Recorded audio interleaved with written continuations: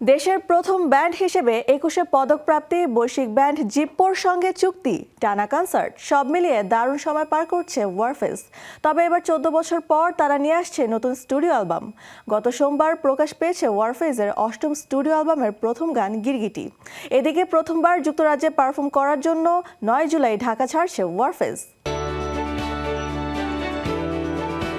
অবশেষে ১৪ বছর পর আসছে ওয়ারফেজের নতুন স্টুডিও অ্যালবাম। এরই মাঝে প্রকাশ পেয়েছে প্রথম গান গিরগিটি শিরোনামের গানটি লিখেছেন শামস মনসুর গনি এবং কে এম ইমরানুল হক রিতুল। এটি অ্যালবামের পাশাপাশি ব্যবহার করা হবে সৌরভ কুণ্ডুর গিরগিটি সিনেমার টাইটেল ট্র্যাক হিসেবে। ২০১৯ সালে শুরু হয়েছিল সিনেমাটির শুটিং, তবে নানা জটিলতায় এখনও শেষ হয়নি কাজ।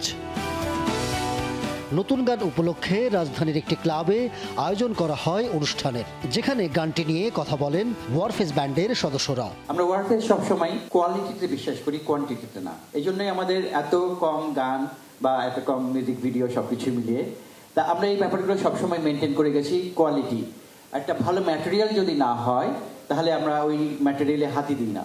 আমার কাছে মনে হয় যে আমার ক্যারিয়ার এই পর্যন্ত যতগুলো কাজ হয়েছে ইজ দ্য বেস্ট ওয়ারফেজ।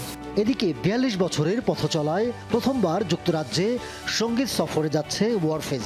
এই সফরে একাধিক শহরে পারফর্ম করার কথা রয়েছে তাদের। এর মধ্যে ১৯ জুলাই লন্ডনের দ্য রয়্যাল রিজেন্সি মিলনায়তনে অনুষ্ঠিতব্য Bangla fest and award UK অনুষ্ঠানে গান শোনাবে ওয়ারফেজ। অ্যাম্বোসিয়া ইভেন্টস আয়োজিত বাংলা ফেস্টে আশা করি আপনারা সবাই আসবেন, অনেক গান হবে, আনন্দ হবে, মজা হবে। কনসার্টটি ঘিরে লন্ডনে আয়োজিত হয় এক সংবাদ সম্মেলন। এই কনসেপ্টটা দুইটাই করেছি বাঙালি কালচারটাকে ফোকাস করার জন্য। দেখেন এই দেশে শুধু কনসার্ট জিনিসটা খুব কম হয়, তো আমরা এই শুধু কনসার্ট জিনিসটা বাঙালিকে উপহার দিতে চাচ্ছি। অনুষ্ঠানে উপস্থিত ছিলেন প্রতিষ্ঠানের ডিরেক্টর এমডি জুনায়েদ রিয়াজ, কাজী সুমন, হেফাজুল করিম রকিব, ফাহাদ হোসাইন।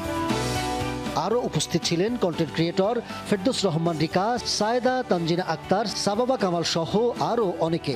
কনসার্টটি উপস্থাপনা করবেন রাফসান সাবাব ও সামা মেহজাবিন রিন্তি। আমরা ইভেন্টের কথা বলছি, বাট আমার কাছে মনে হয় it is going to be an experience. আমি বলবো যে টিকিট সবাই আগেই নিয়ে নেন, পরবর্তীতে টিকিট নাও থাকতে পারে। কনসার্টের মিডিয়া পার্টনার হিসাবে আছে যমুনা টেলিভিশন। যুক্তরাজ্য সফরের উদ্দেশ্যে ৯ জুলাই দেশ ছাড়ছে ওয়ারফেজ। Ahmed Tawkir, showbiz tonight.